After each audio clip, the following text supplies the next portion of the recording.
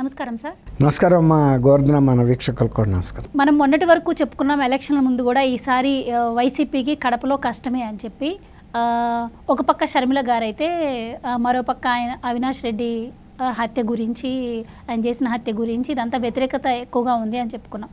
దానికి ఊతమిస్తూ ఈరోజు జరిగినటువంటి ఒక ఘటన, భారతీయ సిమెంట్ ఫ్యాక్టరీ లారీలను అక్కడ ప్రజలు రోడ్డు మీదకి వచ్చి మరీ అడ్డుకోవడం జరిగిందంట. అక్కడ కాలుష్యం వల్ల కావచ్చు, కబ్జాల వల్ల కావచ్చు, వాళ్ళు విసిగిపోయారు అని చెప్పి ఈరోజు రోడ్డు మీదకి వచ్చి లారీలను అడ్డుకొని గొడవ చేసిన పరిస్థితి. సో ఎలా చూడొచ్చు అంటారు? సాక్షాత్తు అంటే ఇప్పటికీ ఎన్నో అవర్రాజ ఫ్యాక్టరీ ఇలాంటివన్నీ కూడా వచ్చినప్పుడు కాలుష్యం అని చెప్పి పంపించేసింది. మరి సొంత ఫ్యాక్టరీ నుంచే మరి ఇలా ప్రజలను ఇబ్బంది పెట్టడం ఎలా చూడొచ్చు అంటారు అక్కడ తిరుగుబాటు? ఇప్పుడు నియంత్రణ అనేది ఎల్లకాలం జరగదమ్మా. నియంతృత్వం అనేది కొంతకాలమే జరుగుతుంది. ప్రజల ఓర్పుకి కూడా, సహనానికి కూడా ఒక హద్దు ఉంటుంది. ఆ హద్దును మీరి కనుక మనం వేధిస్తే, పిల్లిని కనుక బోన్లో పెట్టి కొడితే పులి అవుతుంది అంటారు చూసారా? ఇప్పుడు అదే పరిస్థితి. తర్వాత వివేకానంద రెడ్డి గారి హత్య తర్వాత వైఎస్ రాజశేఖర రెడ్డి గారి ఫ్యామిలీకి గతంలో ఉన్న ప్రతిష్ట, ప్రజల్లో ఆ ఇమేజీ బిగింపు ఏం లేవు. వీళ్ళు కూడా ఈ నీచమైన రాజకీయాలు చేస్తారు, ఇలాంటి హత్యలు కూడా చేసుకుంటారు అనేది బాగా పలసబడిపోయింది కుటుంబ విలువ అనేది. తర్వాత ఎవరికైనా సమన్యాయం ఉండాలి కదా. పరిశ్రమలు అన్న తర్వాత ఎంతో కొంత కాలుష్యం లేకుండా ఉండదు. ఎర్రగుంట్ల దగ్గర అనేక పరిశ్రమలు గతంలో ప్రభుత్వాలు కూడా ముయించినాయి. ఎర్రగుంట దగ్గర విపరీతంగా ఉంటాయి సిమెంట్ ఫ్యాక్టరీలు. భారతీయ సిమెంట్ ఫ్యాక్టరీ కూడా అక్కడే ఉంది. భారతీయ సిమెంట్ ఫ్యాక్టరీ కూడా ఇన్నాళ్ళ నుంచి ఇప్పుడు కొత్తగా కాలుష్యం వచ్చిందని కాదు, కొత్తగానే వాళ్ళకి ఆ ఇబ్బందులు వచ్చినాయని కాదు, అంత ముందు నుంచి పడుతున్నారు. కాకపోతే ఆయన ముఖ్యమంత్రి కాబట్టి ఏం చేసినా మళ్ళీ మన చంపేస్తారు ఒక భయంతో వాళ్ళు ఇన్నాళ్ళు ఓర్చుకుంటూ వచ్చారు. ఇప్పుడు ఇక ముఖ్యమంత్రిగా ఆయన గెలవడం అనేది వాళ్ళకే అర్థమైపోయింది. కడపలో కూడా షర్మిల గెలుస్తుంది. ఇప్పుడు ఆయన ప్రతిష్ట మసకబారిపోయింది. దాంతో వాళ్ళు కూడా తిరగబడ్డారు. ఇప్పుడు భారతీయ సిమెంట్ లారీల్ని ఆపారు అంటేనే ఇక జగన్మోహన్ రెడ్డి యొక్క నియంతృత్వాన్ని ప్రశ్నించినట్టే. అది ఆయన ఆయన భార్య పేరు మీద పెట్టిన సిమెంట్ ఫ్యాక్టరీ ఒక 15-16 ఏళ్ల క్రితం పెట్టారు. పెట్టిన తర్వాత ఇవన్నీ కూడా ఈ క్విడ్ ప్రోకోలో ఉన్న కేసెస్, ఇవన్నీ ఫ్యాక్టరీకి సంబంధించిన షేర్లు కూడా అధిక రేట్లుగా అమ్మారు. ఏదైనా లాభాల్లో ఉన్న ఫ్యాక్టరీ షేర్స్ 10 రూపాయలు విలువ గల అంతకన్నా ఎక్కువ ఉంటాయి, 20 ఉంటాయి, 30 ఉంటాయి. కానీ కొన్ని వేల రూపాయల ప్రీమియం పెట్టి అమ్మారు ఆ రోజున. ఆ రోజు అది మన కోనేరు ప్రసాద్ అని పోర్టుకి ల్యాండ్లు తీసుకున్నారు కదా, వాన్పిక్ ల్యాండ్స్. ఆ వాన్పిక్ ల్యాండ్స్కి ప్రతిఫలంగా ఆయన ఇందులో చాలా భారీ ఎత్తున పెట్టుబడులు పెట్టాడు. సరే, సిమెంట్ ఫ్యాక్టరీ పెట్టారు.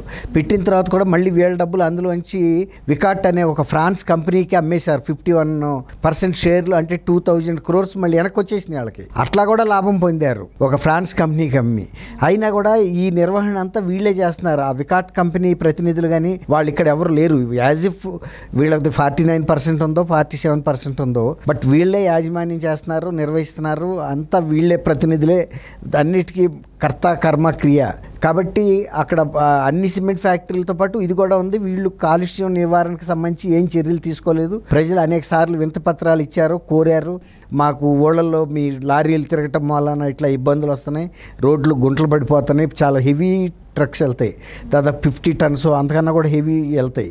అంత ట్రక్స్ వెళ్ళేటప్పుడు మరి ఆ ఊళ్ళల్లో ఉండే రోడ్లు దెబ్బతింటున్నాయి, కాలుష్యం వలన కొంత నష్టం జరుగుతుంది. అడ్డుకున్నారు లారీలని. గతం నుంచి కూడా కాలుష్య ప్రమాణాలు పాటించట్లేదని చాలా సార్లు ఆరోపణలు వచ్చాయి. కానీ అప్పుడేవో హామీలు ఇచ్చింది, కానీ ఆ హామీలు చేయలేదమ్మా, వాళ్ళు అమలు చేయలే. అదే వాళ్ళు ఎన్ని వినతి పత్రాలు ఇచ్చినా చూస్తాం చేస్తాం అన్నారు, కానీ చేయకుండా నెట్టుకొచ్చారు. ఇన్నాళ్ళ నుంచి ఏంటంటే వీళ్ళకి పవర్ అధిక, వీళ్ళు రాష్ట్రంలో ముఖ్యమంత్రిగా ఉన్నాడు కాబట్టి మన ఎవడేం ఆపుతాడు అనేది. ఇప్పుడు అదే వాళ్ళు అమర్ రాజా బ్యాటరీస్ కాలుష్యం అని చెప్పేసి దాని మీద ఓవర్గా ఇచ్చేస్తే ఇక వాళ్ళు వదిలిపెట్టేసి తెలంగాణ వచ్చేసారు కదా. అట్లప్పుడు సమన్యాయం ఉండాలి. మనమైతే ఒకటి, అవతలాళ్ళు ఒకటి అని కాదు. మరి అట్లాంటప్పుడు వాళ్ళు కూడా ఫ్యాక్టరీ ముయ్యాలి కదా, భారతీయ సిమెంట్స్ని కూడా. లేకపోతే ఇంకొకసారికి ఇంకెక్కడికన్నా మార్చుకోవాలి, వేరే ప్రదేశానికి, ఇబ్బందులు లేని ప్రదేశానికి. మరి ఇక్కడే ఉండి చుట్టుపక్కల గ్రామాల ప్రజలందరినీ కాలుష్యం ఇది లేదంటే, ఇప్పుడు కడపలో కూడా కొన్ని ఫ్యాక్టరీలు అంతకుముందు కూడా మూసారని చెప్పే కదమ్మా. ఇప్పుడు అవి కూడా ఈ కాలుష్య నివారణ చర్యలు తీసుకోవటంలో విఫలం అవటం రావటం వలన మూసారు. మరి అట్లాంటప్పుడు దీనికి మాత్రం ఏంటి? ఇప్పుడు జనం కూడా ఏమనుకుంటున్నారంటే ఇప్పుడు వరకు వీళ్ళు ఇతరుల ఫ్యాక్టరీలు మూయించారు, ఇప్పుడు రేపు 4వ తారీఖున కనుక వీళ్ళ ఓటమి కనుక జరిగితే రేపు వచ్చే ప్రభుత్వం అదే ధర్మం అదే న్యాయం మీద సేమ్ యార్డిస్టిక్ ఉండాలి కదా, అందరికీ సమన్యాయం.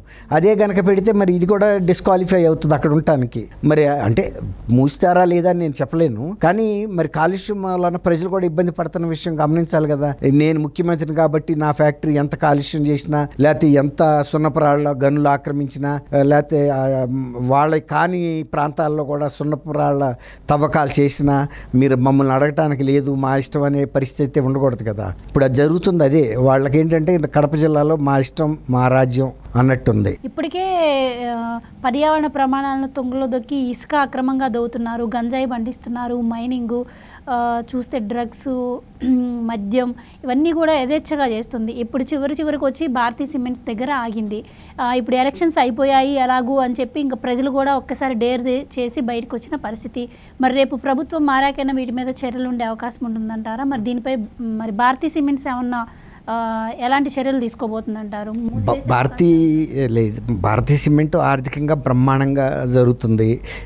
ప్రభుత్వంలో మొత్తం ప్రతి సిమెంట్ బస్తా కూడా భారతీ సిమెంటే వాడుతుంది ఆంధ్రప్రదేశ్ ప్రభుత్వం. కాబట్టి ఎంత డబ్బులు వస్తుంది అనేది మనకు అర్థమైపోతుంది. తర్వాత ఇతర సిమెంట్స్ని వాళ్ళని కూడా వీళ్ళు గట్టినవ్వట్లేదు, ఏదో కారణాలతో చికాకులు పెడుతున్నారు. ఇప్పుడు రాజే మనమైతే ఇంకా బయట ఎవడు బతకగలుగుతాడు? ఇప్పుడు భారతీ సిమెంట్ చర్యలు తీసుకోవచ్చు, కాలుష్యానికి సంబంధించి నియంత్రణ పెద్ద కష్టమేం కాదు వాళ్ళకుండా ఆర్థిక వనరులకి. కానీ ఎందుకు అవసరమే ఉంది అనవసరం పెట్టుబడి పెట్టాలని? ఇప్పుడైనా మరి ఇంత ప్రతిఘటన అయితే వచ్చింది కదా, ఇన్నాళ్ళ నుంచి ప్రతిఘటన రాలా. మీరు అన్నట్టు సాహసం ఇప్పుడు ఎన్నాళ్ళని ఓర్చుకుంటారు, ఎట్టాకు గవర్నమెంట్ ఉండదు, ఎన్నాళ్ళని భరిద్దామని వాళ్ళు కూడా బయటకు వచ్చారు. గతంలో అయితే వీళ్ళ సిమెంట్ ఫ్యాక్టరీ లారీలకు అడ్డం వస్తే మనుషులు తొక్కునే వెళ్ళిపోతారు, ఇసుక దందా చేసేవాళ్ళే తొక్కుకుంటూ వెళ్ళిపోయారు. ఇక భారతీయ సిమెంట్ గురించి చెప్పాల్సిందే ఉంది. కానీ ఇప్పుడు ఆ పరిస్థితి లేదు కాబట్టి ధైర్యం చేశారు, ఒకరికొకళ్ళు మాట కలుపుకుని ఒక ఊరు వాళ్ళు ఇంకొక ఊరు వాళ్ళు మనందరం కలిసి ఐకమత్యంగా ప్రతిఘటిస్తే కనుక ఫలితం వస్తుంది అని వాళ్ళు ఆ మాట కలుపుకోవటం వల్లనే అంత ధైర్యంగా బయటకు వచ్చారు. కాబట్టి చేయగలిగితే వాళ్ళంటే చేయొచ్చు, చేయకూడదు అనుకుంటే ఒకవేళ కనుక కొత్త ప్రభుత్వం వచ్చినప్పుడు ఇదే వినతి పత్రాలను బయటకు తీసి ఎట్టాగు ఇష్యూ ఆగదు. అది ఇవాళ బయటకు వచ్చారంటే రేపు ధర్నాలు చేస్తారు, ఎల్లుండి రోజు కంప్లీట్ రోడ్డు బయట కూర్చుంటారు వెహికల్ నిలవకుండా. మరి కొత్త ప్రభుత్వం అయినా అడ్రస్ చేయాలిగా సమస్యని, కాలుష్యాన్ని అడ్రస్ చేయాలి, ప్రజలకి అక్కడ ఆరోగ్యాన్ని కాపాడాలి.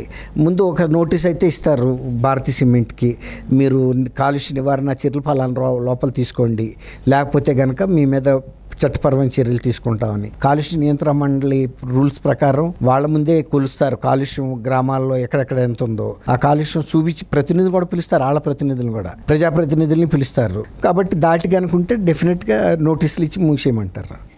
థ్యాంక్స్ అమ్మ గోవర్ధన, మన వీక్షకులు కూడా నమస్కారం.